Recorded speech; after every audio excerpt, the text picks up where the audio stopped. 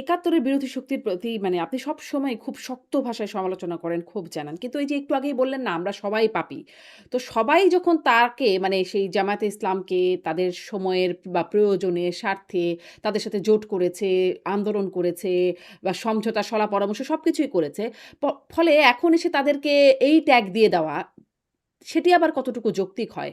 যেহেতু তার স্বার্থে তাকে ব্যবহার করা হয়েছে। তখন মনে হয় নাই যে সে আসলে স্বাধীনতা বিরোধী বা তার অপকর্মগুলোর কথা মনে হয় না। এখন কেন মনে হয় যখন স্বার্থ ফুরায়? সেটিও বা কতটা যৌক্তিক? এখন তখন মনে হয়েছিল যে স্বাধীনতাটা খুব বিপজ্জনক অবস্থায় নাই। ওইটা তখন কোয়েশ্চেন।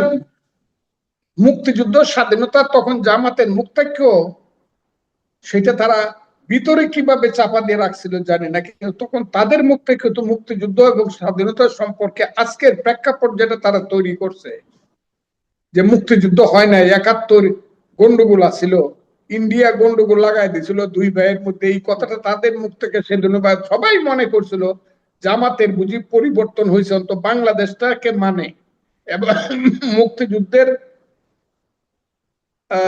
অপরাধের জন্য তারা অনুতপ্ত, তাদের পূর্বপুরুষের অপরাধের এইটা মনে করত। কিন্তু যখন দেখা গেল যে যখনই সময় আসছে তাদের আসল রূপটা বাইরে আসছে, যে কারণে আজকে আবার এই জিনিসটা নতুন করে আসছে। আপনি সবসময় তো সবটা জিনিস বুঝতে পারবেন না। জি, মনে হয় স্পষ্ট।